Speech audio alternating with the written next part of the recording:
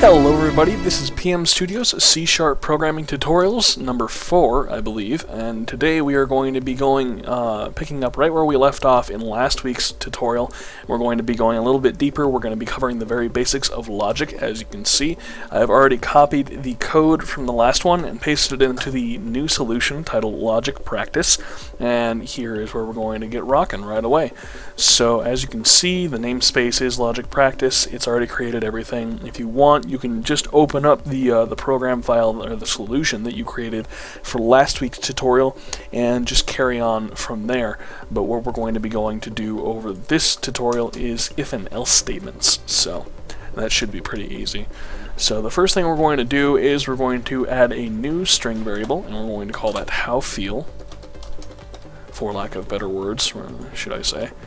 And again, if you notice, it highlights it green because the variable has not been used yet, or has not been assigned a value yet, but that'll go away quickly as we begin to get further in. So let's go ahead, and the first thing we're going to do is we're going to change this from a read to a read line, so that we can use that in a little bit later, and we're going to get rid of this "it's a lovely day outside" because that was really just kind of a filler, and we're going to put a comma and ask them, are you doing well today? Alrighty. So, and now we're going to go ahead and take advantage of this read line that we put in. We're going to go howFeel equals read line. And now, this is a little bit the tricky part, but it's good to know because it'll emphasize the true power of if and else statements and the ability to make them as large and comprehensive or as small and uncomprehensive as the program dictates. So let's go ahead and do howFeel, and brace yourself because we are going to be doing this quite a bit, probably about 6 times. We're going to do yes.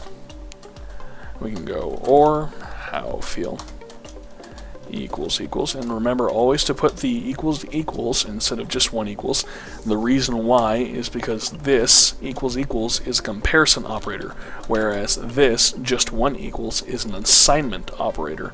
So with one equals, we're giving the item a value. With two equals, we're comparing it to something that pre-exists. And we're going to do equals, capital Y-E-S this time. And we're going to do or howFeel.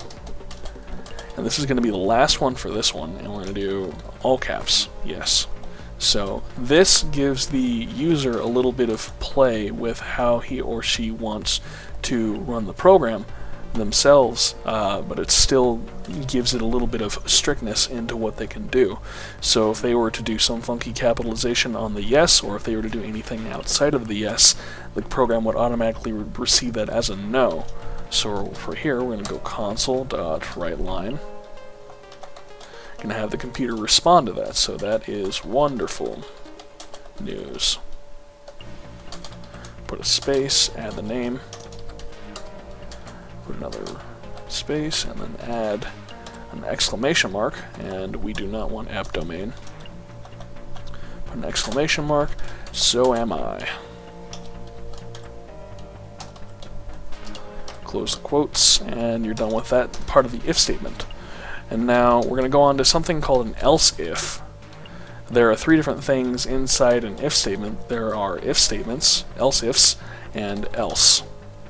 And the difference is that an if statement starts it, else ifs are the other parameters inside of an if statement that also require parameters, or the different variables that also require parameters, whereas else statements don't require any parameters whatsoever, and they are merely just there to fill in the gaps with whatever doesn't get encompassed with the other else and ifs and else ifs. I'm sorry, I can't talk today. howFeel equals no. See, I almost did it again. I almost did my assignment instead of my comparison. howFeel, and we're just going to do the same thing here, only this time it's pretty much going to be covering all but one different option they can do.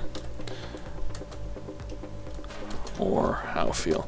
And the only option that we're not going to be covering is the lowercase n, capital O, which you can certainly add if you want to be very comprehensive, but most people wouldn't do that unless it's by accident, and even then you might want to call them out on it. So we're going to go ahead and do our negative. So console.writeLine.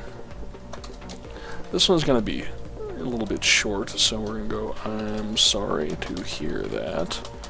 Put a space, then add the name. Another space. Again, we do not want app domain. And app domain keeps popping up because I keep accidentally hitting the underscore button. My fingers are a little bit sloppy today. That really is a shame. Close that out, and that else if is done.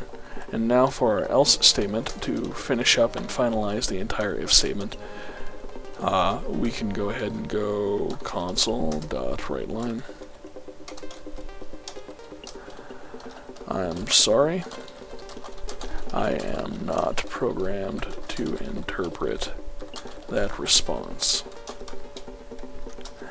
And that is where we're going to leave this tutorial for today. The key things that I wanted to go over today is the general idea of an if statement, which is there is the if, which is required at the very beginning, and it also requires parameters within the if statement itself, which allow it to choose whether or not it's going to move on.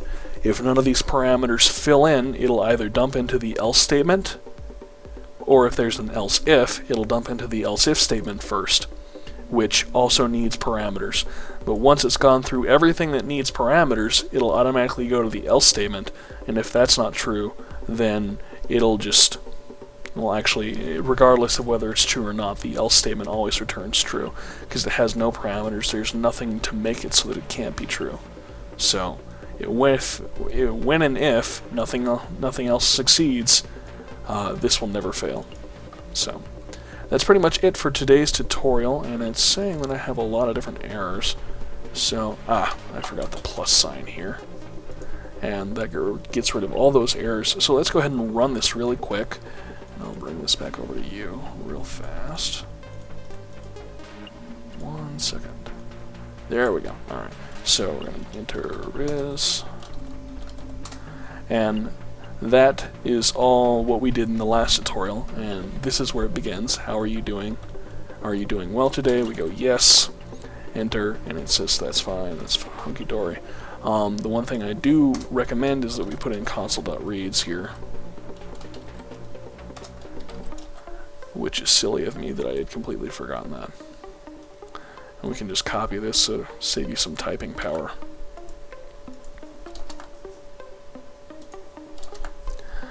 Now we can rerun this again.